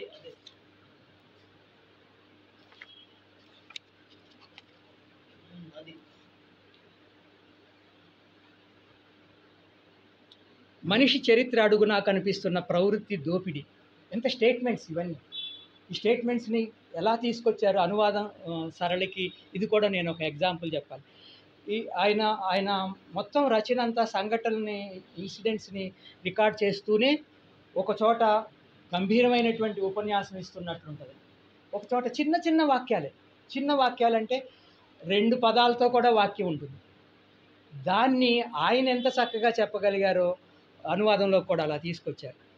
కొంచెం తెలివి ఉన్నవాడు తెలివి తక్కువ వాడిని అన్ని విధాలా దోపిడీ చేయటాన్ని చూడవచ్చు. దేవుడు, ధర్మం, జాతి, వర్ణం, స్వార్థం, ఆర్థిక సిద్ధాంతాలు ఇవన్నీ ఎప్పుడు దోపిడీకి సాధనాలు అయ్యాయి ఆయన ఉపన్యాసం సాయిబాబా ముందు. మన దేశంలో కనిపిస్తున్న దారిద్ర్యానికి, సామాజిక ఆర్థిక స్థితికి ఈ దోపిడీయే ముఖ్య సాధనం. అంటే ఆయన మొత్తం సామాజిక న్యాయం, సమాజంలో ఉన్నటువంటి ఆర్థిక ఆది అన్నా నేను, అసమానతలకి, సామాజిక ఆర్థిక అసమానతలకి కారణం ఏమిటో ఆయన అన్వేషిస్తున్నారు. అన్వేషించటమే కాదు, దాన్ని కుండల బద్దలు కొట్టినట్లు ఆ అసమానతలకి కారణమైనటువంటి వ్యక్తులు ముందు నిలబడి చెప్తున్నారు. అది కదా, మనకి అభిప్రాయాలు ఉంటాయి, కానీ అభిప్రాయాల్ని అందరి ముందు చెప్తామా?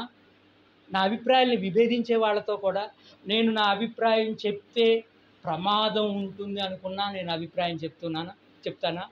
గెలీలియో ఏం చేశాడు? హెచ్ఎన్ అదే చేశాడు. అంత వెనక్కి వెళ్ళాలా అంటే వెళ్ళాలి. చరిత్ర కదా ఇది. అది హెచ్ఎన్ చరిత్ర కావచ్చు, గతం ఎక్కడైనా చూసుంటాం మనం. ఆయన హాయిగా చెప్పాడు ఈ విషయాలన్నీ. అన్నిటికంటే నాకు బాగా నచ్చింది ఏంటంటే, హేతువాది దృక్పథాన్ని కలిగి ఉండటం ఆధ్యాత్మికవాది కావటానికి సహకరిస్తుంది. ఇది స్టేట్మెంట్. ఆధ్యాత్మికవాదానికి హేతువాదానికి వైరుధ్యం లేదంట. పైపెచ్చి ఇక్కడ ఒక మాట అంటాడు ఆయన, ఏంటి? నాకు దేవుడన్నా, ఇంకొక మాట అంటాడు, ఆధ్యాత్మికతకు కావలసిన మొదటి సాధనం నిర్భయం. అట్లా అంటూ ఇక్కడ ఒక ఉపనిషద్ వాక్యాన్ని కోట్ చేస్తాడు, అభీహ్. ఆ అభీహ్ అనేటువంటి పదాన్ని యాజ్ ఇట్ ఈజ్గా ఆయన అభీహ్ అన్నాడు, ఉపనిషత్తులో అభీహ్ అన్నాడు, కన్నడలోకి ఆయన తీసుకున్నాడు, తెలుగులోకి ఈయన కూడా తీసుకొచ్చారు. భయపడకు. అభీహ్ అంటే భయపడకు. భయపడకుండా ఉండటం హేతువాదికే కాదు, ఆధ్యాత్మికవాదికి కూడా కావాలంటున్నాడు. ఇది లైన్. ఈ లైన్ తీసుకెళ్ళి ఆయన చివరికి నేను పునర్జన్మలు, దేవుడు, వీటిలన్నిటి గురించి చాలా మాట్లాడతాడు ఆయన. పునర్జన్మ మీద నమ్మొద్దంటే నాకు బాగోలేదు, ఎందుకంటే మరో జన్మ లేదంటే ఏం బాగుంటుంది, ఇంకో జన్మ ఉండి మళ్ళీ పుట్టి మళ్ళీ సేవ చేయాలి అంటాడు. అంటే ఈ లైన్ చూసారా ఎంత గమ్మత్తుగా ఉందో? పునర్జన్మను ఆయన విశ్వసిస్తున్నాడు అనుకోవాలా, లేకపోతే పునర్జన్మం లేదు అని కూడా ఆయనకు తెలుసు అనుకోవాలా? మళ్ళీ జన్మెత్తి మళ్ళీ సేవ చేయాలనుకుంటున్నాడా? ఇది కదా మనం నేర్చుకోవాల్సినటువంటిది.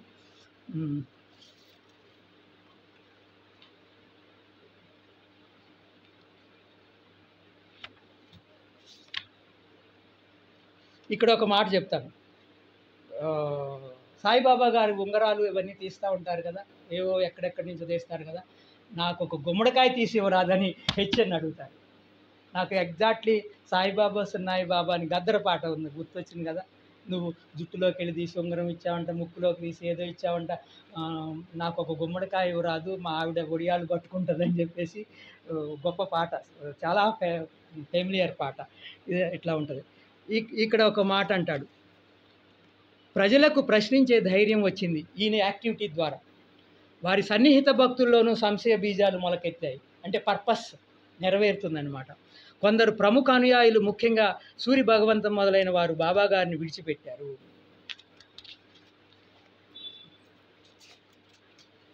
ఇంకొక మాట అంటాడు, అందరు మిగతా బాబాలకి సాయిబాబాకు తేడా ఉంటుంది అంటాడు. ఆయన దగ్గర మిగతా వాళ్ళ దగ్గర లేనటువంటి ఒక అస్త్రం ఉంది ఆయన దగ్గర, అది బ్రహ్మాస్త్రం. బూడిద, ఒట్టి బూడిద. అదే వారి పెన్నిది, వారి కోట్లాది రూపాయలకు పెన్నిది మూలము. అది మనకు వెంటనే నవ్వు వస్తూ ఉంటుంది. అంటే ఈ నవ్వు వచ్చేటువంటిది చాలా బాగుంటుంది, ప్రతి చోట్ల అట్లాగే ఉంటుంది. సరే, ఇక్కడ ఇంకొక మాట చెప్పాలి. ఈయన నిబద్ధతకి ఒక ఎగ్జాంపుల్ చెప్తాను. సరే, ఎడ్యుకేషనలిస్టుగా వైస్ ఛాన్సలర్గా ఉన్నాడు. వైస్ ఛాన్సలర్గా ఉండగానే ఈ మహిమలకు సంబంధించినటువంటి ఈ చాప్టర్లన్నీ జరిగినాయి. మహిమలకు విరుద్ధమైన కమిటీ ఏర్పడ్డారు, వాళ్ళు వెళ్తూ ఉండేవారు. అలాంటి సందర్భంలో సెకండ్ టర్మ్లో రాష్ట్ర గవర్నర్ మారారు. ఈ రాష్ట్ర గవర్నరు బాబా భక్తుడు, ఈయన ఉపకులపతి. కులపతి ఏమో బాబా భక్తుడు. ఏం చేయాలి? తన వైస్ ఛాన్సలర్ పదవికి రాజీనామా చేశారు. అంటే ఇది కుదరదు. ఆయన ఏదో చెప్తాడు, సాయిబాబా ఛాన్సలర్ ద్వారా యూనివర్సిటీలోకి వచ్చి తన ప్రభావాన్ని నెలకొల్పాలని ప్రయత్నం చేశాడేమో కూడా. ఈ పరిస్థితుల్లో నేను కొనసాగటానికి వీల్లేదని రాజీనామా చేశాను. ఆ తర్వాత ఆయన ఎమ్మెల్సీగా ఎంపికయ్యాడు. ఇక్కడ కూడా ఇంకొక విషయం చెప్పాలి. ఎమ్మెల్సీగా ఎంపికైనప్పుడు గుండూరావు ఉన్నారు. ఈ ఈ గుండూరావు ఎందుకు ఎంపిక చేశారో తెలియదు. ఆయన గవర్నర్కి కూడా ఆయన పేరు ప్రతిపాదనకు వచ్చిందంట ఒక సందర్భంలో. ఎవరో తర్వాత చెప్తారు రాష్ట్రపతి పదవికి కూడా పోటీ పెడదాం అనుకున్నారు, మిమ్మల్ని డ్రాప్ అయిపోయాం. ఆయనకు తెలియవు ఆ విషయాలన్నీ, తర్వాత ఎవరో చెప్పగా తెలుస్తూ ఉంటాయి. ఇక్కడ ఏమవుతుందంటే గుండూరావు కాంగ్రెస్ పార్టీయే ప్రపోజ్ చేస్తుంది, నామినేట్ చేస్తుందా, ప్రపోజ్ చేస్తుందా. ఈయన నేను స్వతంత్ర అభ్యర్థిగానే కౌన్సిల్లోకి వెళ్తానన్నాడు. ఇప్పుడు నేను పార్టీ తరపున మేము ఎంపీ చేస్తే ఎలా వెళ్తా ఉంటే నేను గాంధేయవాదినే కానీ కాంగ్రెస్ వాదిని కాదని ఆయన తీర్మానం. ఆయన లైఫ్ లాంగ్ గాంధేయవాదిగానే ఉన్నాడు. గాంధీ ఆధ్యాత్మిక దృష్టి, ఈయన ఆధ్యాత్మిక దృష్టి వేరు అయినప్పటికీ చిన్నప్పుడు గాంధీ దగ్గర కలిసి దిగిన ఫోటో జీవితాంతం ఆయన కాపాడుకున్నాడు అనమాట. అక్కడ రిజైన్ చేశాడు. అక్కడ రిజైన్ చేసి యూనివర్సిటీకి, ఇక్కడ మాత్రం ఏమన్నాడు, నేను స్వతంత్ర అభ్యర్థిగానే ఉన్నాడు. తీసేసుకోండి, విత్డ్రా చేసుకోండి మీ నామినేషన్ని. అంటే ఇంత మొండితనం అంటామా, ఇంత నిబద్ధత అంటామా. ఇక్కడ ఒక మాట అంటాడు, అంటే విద్యార్థుల్లో సమాజ సేవ లేకపోతే రాజకీయాల్లో సమాజ సేవ గురించి మాట్లాడుతూ ఒకవైపు మురిగిపోతున్న ఐశ్వర్యం, మరొక వైపు జీవోత్సవాలు, ఇలాంటి సమాజపు నిజస్వరూపాన్ని విద్యార్థుల దృష్టికి తెచ్చి వారి మనోభావాలను మార్చి సమాజానికి వీలైనంత సహాయించడానికి ప్రయత్నించడమే నన్ను విద్యావేత్తగా నేను చేయాల్సింది. రాజకీయవేత్తగా కూడా అదే చేశాను. ఇంకా కొన్ని చెప్పి నేను ఆపేస్తాను. అంటే ఈ నైతిక జీవితంలో ఒకసారి మండల్ కమిషన్ అని చెప్పేసి ఒకటి ఏర్పడింది కదా, ఆ మండల్ కమిషన్కి మండల్ బదులు ఈయన పెడదామనుకున్నారు. అప్పుడు అది హెచ్ఎన్ కమిషన్ అయ్యేదేమో. మండల్ కమిషన్ రావటం, ఆయన రిజర్వేషన్, బీసీల రిజర్వేషన్. అప్పుడు ఒక ఆయన ఫోన్ చేసి ఈయన అడిగారు, హెచ్ఎన్ గారు మీరే కులము అని అడిగారు. ఏ కులం అడిగితే ఏమని చెప్తాడండి ఈయన పాపం, ఏ కులం అని ఏమని చెప్తాడు. ఆయన ఒక మాట అంటాడు, బుద్ధుడి తర్వాత బసవన్న కుల వ్యవస్థను నాశనం చేయటానికి ప్రయత్నించాడు. ఆయనకు బుద్ధుడు అంటే ఇష్టం. బుద్ధుడు, వివేకానందుడు, గాంధీ, బసవన్న కూడా ఇష్టం. ఇంకొక విషయం చెప్పాలి, ఇక్కడ కుల ప్రసక్తి వచ్చింది కాబట్టి ఆయన కులం ఆయన మర్చిపోయినట్లే మనం కూడా మర్చిపోవాలి. ఇక్కడ ఒక మాట అంటాడు, బుద్ధుడు అంటే ఇష్టం ఈయన. బుద్ధుడి తర్వాత బసవన్న కుల వ్యవస్థను నాశనం చేయటానికి ప్రయత్నించారు. అయితే విచారకరమైన విషయం ఏమంటే వారు చనిపోయాక వీరశైవ కులం నిర్మాణమైంది. వేమనకి కులం వెతుకుతూ ఉంటాం మనం, రెడ్డా లేకపోతే కాప, లేకపోతే ఎవరైతే విగ్రహాలు వద్దంటాం వాళ్ళకి విగ్రహాలు పెడతాం. గమ్మత్తు కదా. అంటే మన విశ్వాసాల మీద మనకు విశ్వాసం లేదంటాడు పతంజలి పిలక తిరుగుడు పువ్వు కథలో. మనం ఏమి నమ్ముతామో వాటికి మనకే విశ్వాసం లేదు. మన ఆచరణ పట్ల మనకి గురి లేదు. ఇది మిగిలిన కులాల వల్లనే అర్ధరహితమై సంప్రదాయాలతో కర్ణాటకలో పెద్ద కులంగా అయింది. ఇక్కడ ఒక మాట అంటాడు, మతము కులం వీటి గురించి చెప్తూ, మతాలకు దేవుడు కేంద్ర బిందువు. మతాలకు సాధారణంగా విశ్వాసమే ప్రధానం, ప్రశ్నించే స్వభావం తక్కువ. చిన్న వాక్యాలు చూడండి. అయితే విజ్ఞానానికి ప్రశ్నించేదే ప్రధాన గుణం. మతం నిలిచి ఉన్న మడుగు, విజ్ఞానం ప్రవహిస్తున్న నది. మీకు బాగా నచ్చుతుంది ఈ మాట. సామాన్యంగా ఒక మతానికి మరో మతానికి విరుద్ధంగా ఉంటుంది. మా మతం మీ మతానికన్నా ఉత్తమమైనది, మా దేవుడు మీ దేవుడి కన్నా గొప్పవాడు. ఇదంతా వస్తున్నటువంటి వాదం. కుల వ్యవస్థ, మతం గురించి మాట్లాడి కులంలోకి వెళ్తున్నాడు. కుల వ్యవస్థ హిందూ ధర్మంలో ఒక అవిభాజ్యమైన అంగం. కేవలం పుట్టుక ఆధారంగా ఒకరి గుణగణాలను జీవితాంతం నిర్ధారించడం అన్యాయం. కుల వ్యవస్థ చాలా క్రూరమైనది, అమానవీయమైనది, చెడ్డది. కుల వ్యవస్థ వల్ల అనేక ఆపదలు ఉన్నాయి. సామాజిక అన్యాయంతో కూడిన కుల వ్యవస్థ వల్ల చాలామంది నిమ్న వర్గాల వాళ్ళు ముస్లిం మరియు క్రైస్తవులుగా మతాంతరం చెందారు. ఇది కన్వర్షన్ కారణాలు చెప్తున్నాడు. ఈరోజు ధైర్యంగా మీరందరూ ఉన్నారు కాబట్టి మీరందరూ నన్ను రిసీవ్ చేసుకుంటారని మతాంతరీకరణ గురించి మాట్లాడుతున్నారు. లేకపోతే నన్ను ఘర వాపసి తీసుకెళ్తారేమో, నాకు తెలియదు. నాకు ఘర ఏంటో తెలియదు. ఇదేదో టాపిక్ అంటే ఘర వాపసి అనేటువంటి ఒక స్లోగన్ ఉంది కదా, సవరల్ని ఘర వాపసికి తీసుకెళ్తున్నారని ఒక ప్రొఫెసర్, ఆయన ఆంథ్రోపాలజీ ప్రొఫెసర్ ఎక్కడ యూనివర్సిటీలో రిటైర్ అయ్యి, ఘర వాపసి అంటే ఏంటండి అన్నాను. అంటే మళ్ళీ వాళ్ళ మతంలోకి తీసుకెళ్ళి, ఏ మతం అండి అని అడిగాను. ఆంథ్రోపాలజిస్ట్ గ్రహించాడు, వెంటనే గ్రహించాడు. మీరేమనుకుంటున్నారు? ఆదివాసీ మతం ఏంటండి అని అడిగారు. అంటే ఈ మతాంతరీకరణకు సంబంధించి ఎక్కడ ఎవరు వెళ్ళిన వాళ్ళని ఎక్కడ తీసుకొస్తారు, నన్ను ఎక్కడ తీసుకెళ్తారు? మతాంతరీకరణ సరిపోయింది, నాకు కులాంతరీకరణ ఉంటుందా? నేను హిందూ మతంలోకి రావాలనుకుంటున్నాను, వచ్చి ఇక్కడ బ్రాహ్మణ్ని అవ్వాలనుకుంటున్నాను, లేకపోతే రెడ్డి గారు అవ్వాలనుకుంటున్నాను, లేకపోతే కమ్మాయిని అవ్వాలనుకుంటున్నాను, లేదా నేను ఇంకోటి ఏదో అవ్వాలనుకుంటున్నాను, ఏది చలామణి ఉంటే అది అవ్వాలనుకుంటున్నాను. కుదురుతుందా? కుదరదు కదా. మతాంతరీకరణను వ్యతిరేకించే వాళ్ళు కులాంతరీకరణను వ్యతిరేకిస్తారా? పోనీ నన్ను హిందూ మతంలోకే తీసుకొచ్చారు, నాకు ఇక్కడ గౌరవమైనటువంటి కులాన్ని ఇవ్వగలరా? ఏమో చూద్దాం, చేస్తారేమో. కుల వ్యవస్థను మనం అంతమందించకపోతే కులాలే మన దేశాన్ని నాశనం చేస్తాయి. ఇప్పుడిప్పుడే ఈ నాశనం మొదలైంది. ఆయన ఎప్పుడు చెప్పాడో నాకు తెలియదు. కులం లేకపోతే ఇక్కడ అంబేద్కర్ అప్రస్తుతమయ్యేవారు, రిజర్వేషన్లు ఉండేవి కావు. వెనుకబడిన వర్గాల ఆవనూరు వెంకటస్వామి, చిన్నప్పటి వీళ్ళందరి గురించి చెప్తాడు. ఇక్కడ ఒక మాట అంటాడు, ముస్లింలకు క్రైస్తవులకు ఉన్న అవకాశం, ఇక్కడ ఒక ఉదాహరణ ఇస్తానని. షెడ్యూల్ కులానికి చెందిన విద్యావంతుడైన నాగరికునికి ఇప్పటికీ ఊళ్ళలో ఇల్లు దొరకదు. ఇప్పటికంటే 1995 కాదు, 30 సంవత్సరాల తర్వాత ఈ రోజున హైదరాబాద్లో కూడా కావచ్చు. క్రైస్తవులకు ముస్లింలకు ఉన్న అవకాశం హిందూ మతస్థుడైన షెడ్యూల్ కులపు వ్యక్తికి లేదు. సున్నితమైన మనసున్న షెడ్యూల్ కులాల వారికి దీనివల్ల మానని గాయం అవుతుంది. హిందూ మతాన్ని శపిస్తారు.